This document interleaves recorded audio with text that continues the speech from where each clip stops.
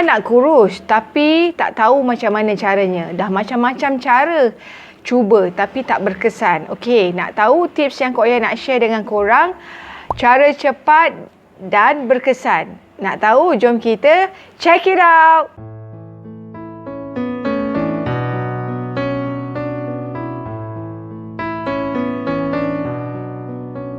Bertemu kembali bersama Kak Oya Fabulous.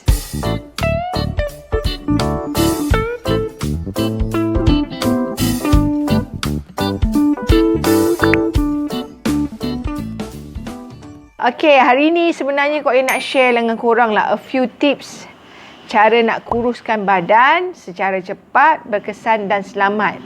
Tapi hari ni Kak Oya share 3 tips je. Sebenarnya banyak tips cara kita untuk menguruskan berat badan sebenarnya.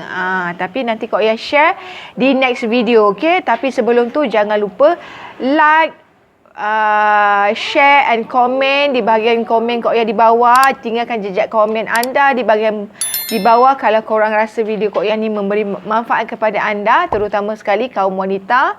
Dan kalau korang rasa video Kak Oya ni memberi manfaat, korang boleh sharekan video Kak Oya ni, okey? Kalau korang ada tajuk-tajuk yang nak Kak Oya bebelkan, tinggalkan komen anda, tajuk anda di bahagian komen Kak Oya di bawah, okey? So hari ni tips Kak Oya adalah 3 tips cara nak kuruskan berat badan dengan cepat dan berkesan. So hari ni itu adalah tajuk Kak Oya nak Kak Oya sembang-sembang, bebel-bebelkan pada hari ini. So memandangkan kita sekarang still lagi PKP, lepas tu kita ni terperap dekat rumah, maka dengan bahagianya berat badan kita, kilo berat badan kita naik tanpa kita sedari, dengan jayanya naik berkilo-kilo. Ada orang yang senang naik cepat, ada orang lambat naik. Tengok, depends on the individual. Tapi macam Kak Oya, susah lah nak naik dengan cepat. Dia take time lah. Macam ada orang lain makan sikit je dah naik, makan sikit je dia naik berkilo-kilo. Tu bahaya guys, sebab zaman sekarang macam-macam penyakit nak zaman pandemik ni kan, macam-macam penyakit akan singgah dekat kita. So kita kena jaga start daripada dalaman. Kita kena jaga pemakanan kita, lifestyle kita. Kalau lifestyle kita hidup sihat, Kak Oya nak share dengan korang. Jomlah kita sama-sama, kita dah sedar kan, kita dah sedari benda ni telah berlaku dengan baik. Perjalanan dia kan, journey dia naik tu so smooth. Dia nak naik berat badan tu, dia naik dengan jayanya tanpa kita sedari dan sedari. Tanpa kita sedar dan tak sedar pun dia naik. So, apa kata Kak Oya nak share dengan korang cara senang katanya lah, tapi kita susah nak buat. Sebenarnya caranya senang, tapi pokok pangkalnya pada diri kita sendiri. Nak buat ke tak nak buat. Kadang-kadang bila kita nak start tu dia takes time. Macam orang perempuan kan, macam Kak Oya. Kak Oya nak start sesuatu benda tu, dia memakan masa lama. Tapi bila dia dah start, dia akan in the right track. So benda-benda macam tu dia terpulang pada mindset kita sebenarnya. Kalau kita tengok, kita tengok badan kita sebelum kita nak keluar kan. Hari tu aku kurus, tapi bila time-time PKP, yelah dah berapa, rasanya tahun lepas, tahun 2020 kita PKP kan, sampai sekarang dah nak hujung tahun dah, bulan 9 dah masuk bulan 9. Berat badan kita statik, dia macam ni je, tak ada turun-turun, tak ada naik, tak ada turun. Maksudnya dia naik mendadak, turun dia tak nampak, statik je kita punya berat badan. So hari ni kalau nak share dengan korang 3 tips. Pertama adalah kita makan dalam kuantiti yang sangat kecil. Kedua, elakkan makan waktu malam. Ketiga, elakkan makanan dan minuman bergula. Okey, 3 benda ni kalau korang buat, insya-Allah, okey, macam apa? Makan dalam kuantiti yang kecil. Maksudnya kat sini, bila kita nak ambil portion, korang ingat tak siapa belajar portion macam ni? Ambil nasi segenggam, okey, dalam pinggan yang seimbang kan? Dalam yang Kak Oya belajar healthy meal, Dalam satu plate tu kita ada healthy meal, kita kena ada karbohidrat, protein, dengan sayur-sayuran tu kan. Sayur-sayuran lah. Kak Oya pun lupa. Kita ada karbo, protein kita kena cukup lah, seimbang. Balance. Maknanya dalam plate kita kena ada nasi, sayur-sayuran dan ikan atau ayam ataupun daging. Satu plate tu. Tapi tengok portionnya macam nasi segenggam. Lepas tu sayur banyak ni. Lepas tu ikan besar ni. So kena balance. Kita kena ada 3 tu lah. Nasi, protein dengan sayur-sayuran. Kan mesti ada. Sayur banyak, ikan seketul. Dah cukup dah. Jangan pula ayam 2-3 ketul korang ambil. Nak kena balance dengan pemakanan satu plate tu. Lepas tu yang kedua pula, elak makan waktu malam. Benda ni memang korang kena elakkan terus. Kita kan makan, orang Melayu kan biasa kita kena makan waktu sarapan, waktu tengah hari, waktu malam. Patutnya 3. Tapi orang Melayu malam, pagi, tengah hari, petang pun ada. Lepas tu malam, lepas tu supper. Ini adalah memang punca kita. Kalau kita makan malam tu memang akan punca kegemukan berlaku benda ni. Macam snacking, kita makan kuduk-kuduk kita tak perasan apa yang kita ambil tu. Lepas tu kita tidur. Tanpa buat apa-apa, kita minum air manis malam tu kan. Kita makan yang heavy-heavy, terus tidur. Kita makan lewat-lewat. Kita kena makan awal. Malam macam Kak Oya makan pukul 7 malam. Macam Chinese kan, kalau kita biasa tengok orang Cina makan pukul 7. Macam orang Melayu biasa makan pukul 8. Ada setengah tu cousin Kak Oya makan pukul 9. Lepas tu kita nak tidur pukul berapa. Lepas tu kalau kita makan terus tidur, memang itu adalah salah satu punca kita berat badan naik. So kalau boleh elakkan benda-benda ni. Sebenarnya mindset kita sebenarnya. Yang ketiga adalah elakkan makanan dan minuman bergula. Benda ni. Ini pun salah satu punca berat badan kita naik secara mendadak. Kita tak perasan apa yang kita makan manis-manis. Kak Oya, saya makan pagi donat satu ketul aja. Dia tak tahu donat tu dia punya ingredient dia, gula dia, mestilah kita ada gula. Lepas tu kadang-kadang ada coklat tu semua, dia ada gula, kandungan gula tu. Dia benda tu kita nampak sikit, tapi bila kita makan secara kerap, berat badan kita akan naik bertambah-tambah. Macam minuman bergula, macam paling tinggi gula adalah macam teh tarik. Lepas tu minuman bergas tu kalau boleh terus buang, berkarbonat. Kalau once in the blue moon korang nak minum air manis, air bergas tu tak apa, tapi jangan kerap. Sebab dia akan mengundangkan korang ke kencing manis. Memang sebab kandungan tinggi gula dalam minuman berkarbonat, minuman bergas. Kalau boleh korang elakkan. Macam nasi kan, orang kata dalam nasi, kita bukan tak boleh makan nasi. Orang Melayu memang kena makan nasi kan, kau ya faham. Tapi dalam kuantiti yang korang ambil tu, macam breakfast, kalau boleh korang makanlah yang light punya breakfast. Yang tengah hari je korang makan nasi. Lepas tu penuhkan lauk-lauk. Lauk-lauk penuh tak ada masalah. Sebab dalam kandungan nasi pun dia ada kandungan gula dekat dalam nasi tu tersendiri. So korang kena tengok apa yang korang makan. Lifestyle korang, eat what you eat. Macam kita makan sebelum berhenti. Maksudnya berhenti sebelum makan. Macam itulah ibaratnya pepatah, makan sebelum berhenti. Kita makan, lepas tu kalau dah kenyang, kita dah rasa okey, tapi kita nak tambah. Kita yang kena control mindset kita. Itu antaranya tips yang Kak Oya nak share dengan korang. Lepas tu tips elak makanan berlebihan. Korang kena elakkan makanan berlebihan. Okey. Kalau kita nak makan, kita elakkan daripada perut kita berlapar. Kan, kalau kita perut lapar, terlampau lapar, dia akan dia hantar signal dekat otak kita. Bila kita berlapar kan, terlalu lapar kan, benda tu boleh menyebabkan kita rasa macam buluh gila. Korang perasan tak, bila korang makan, perut korang terlampau lapar sangat, korang akan rasa kebulu gila-gila. Lepas tu bila kita nak makan, Benda ni akan membuatkan seseorang itu akan makan kuantiti yang sangat banyak.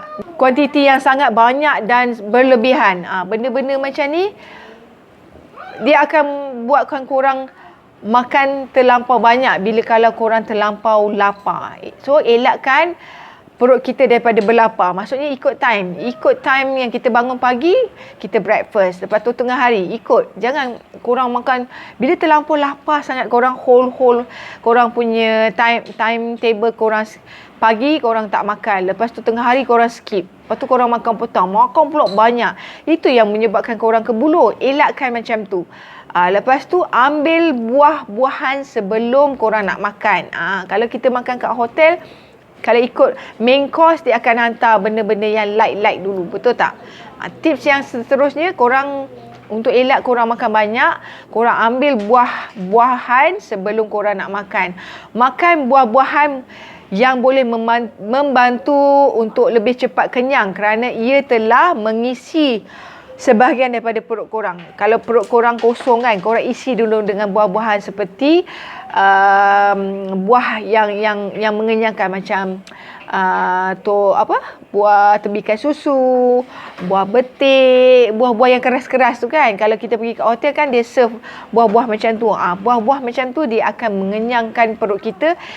Dia akan isi perut kita yang kosong. So nanti kita tak adalah nak makan terlampau banyak sebab perut kita dah isi, tak ada kosong kan. Lepas tu makan mengikut waktu, yang macam Kak Oya cakap. Korang kena makan, bila makan tidak mengikut waktu, dia akan membuatkan korang makan dengan kuantiti yang tidak menentu. Dan korang akan makan makanan yang tidak sihat. That's why Kak Oya kata, bila kita nak makan, kita susun atur waktu makan kita kan. Kita akan makan, biasanya manusia normal kita akan makan sarapan, makan tengah hari dan makan malam. 3 ni. Yang selingan is minuman petang ataupun supper lepas makan malam tu kan. Mesti ada pukul 10, 11 tu mesti ada nak PKP ni. PKP ni lah memang korang kena elakkan. Sebab kita duduk rumah kan, 24/7 ada kat rumah. So kita kena susun atur waktu jadual makan kita. Sebab kalau kita makan tak tentu masa, dia akan membuatkan kita akan pilih makan makanan yang tak sihat, makan benda-benda yang light. Yelah, kadang-kadang kita duduk rumah order Grab food semua kan. Asal tengok phone je, menarik je, kita terus order. Lepas tu benda-benda macam ni adalah punca kita naik berat badan. Yang seterusnya adalah elakkan makan sambil bercakap. Okey.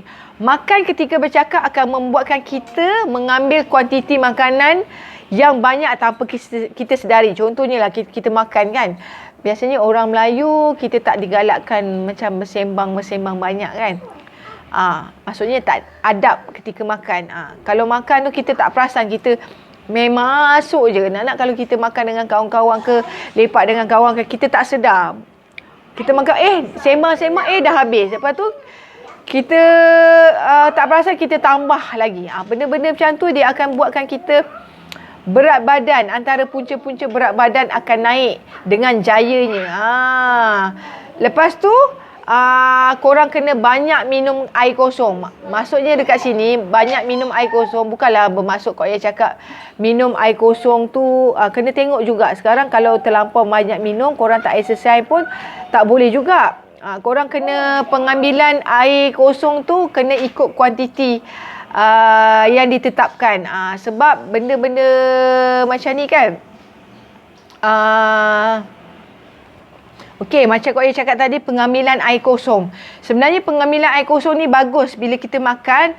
Sebenarnya kita makan dulu, habis makanan kita baru kita minum air. Minum air pula, korang kena minum dengan air kosong. Jangan korang makan, korang sulam air. Makan, sulam air. Ini akan menyebabkan wanita perut akan jadi buncit. Ini adalah antara petua orang lama. Kalau kita tengok orang Cina kan, kalau makan, diorang makan sampai habis baru diorang minum air. Air pula diorang minum air suam. So, kalau boleh korang banyakkan minum air kosong atau apa air suam sambil korang makan tu. Korang makan sampai habis nasi tu, makanan korang, meal korang, and then baru korang minum. Jangan terus makan, minum. Benda tu akan membuatkan berat badan korang naik. Lepas tu perut korang akan obviously buncit. Ini adalah salah satu punca wanita jadi buncit. So yang seterusnya adalah berjadual dan berdisiplin. Last but not least is berjadual dan berdisiplin. So kita yang kena tentukan kita nak jadi disiplin. Kalau kita bab-bab nak kurus, nak jaga pemakanan pun kita kena berjadual. Kena disiplin. Kita susun atur jadual kita. Jangan makan ikut tak tentu masa. Sebab bila korang makan ikut tak tentu masa korang, benda ni akan menyebabkan berat badan korang naik. Sesasur pula. So, motivasi untuk mengikut jadual amat perlu. So, kita akan jadi berdisiplin sebab kita ikut jadual. Untuk kita kekal diet pemakanan kita yang baik untuk diri anda sebenarnya. Kita susun jadual. Okay, jadual yang kita buat tu, apa meal yang kita nak makan. Contoh, pagi korang sediakan schedule korang. Pagi korang nak makan, breakfast korang nak makan yang light. Hari Isnin korang makan salad. Hari Selasa breakfast korang makan roti 2 keping dengan air jus oren ke, air Milo ke, air susu ke. Hari Rabu korang buat susun-susun macam tu. Tengah hari korang sediakan meal korang. Prep menu-menu korang. Dah susun apa menu yang korang nak masak. Bila korang buat jadual macam ni, kita akan rasa hidup kita berjadual dan berdisiplin. Sama juga dengan kehidupan harian kita pun ada schedule. Pemakanan kita pun kita kena buat schedule agar kita rasa hidup kita akan rasa berdisiplin. Minda kita akan terset. So aku dah set. Badan kita kalau kita dah set, dia akan automatically akan ikut. Mula-mula memang susah, tapi lama-lama dia akan ikut apa yang kita tetapkan. Contoh pagi, wajib aku kena bangun, pagi makan. Jangan skip. Kan ada orang buat brunch, breakfast campur lunch. So tu yang buatkan kita ambil banyak portion sebab kita lapar, pagi kita tak makan. So, pagi kena wajib isi. Macam contoh, paling busuk kita normal makan waktu pagi, pukul 7 ataupun pukul 8. Ada orang tak boleh makan terlampau pagi sangat kan. Tak boleh terima. So, pukul 7 ke 8 tu just nice kita nak makan. Sebab pukul 12, 1 dah kita nak lunch. So, ada orang buat macam brunch together. Tak boleh macam tu. Sebab nanti lunch kita akan makan banyak. Ada orang, dia combine kan 3 sekali.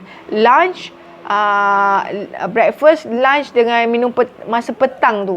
Dia makan waktu petang. Bila dia makan waktu petang, malam tu akan dia jarak, dia akan makan pukul 11, 12. Benda tu adalah punca kita nak naik berat badan.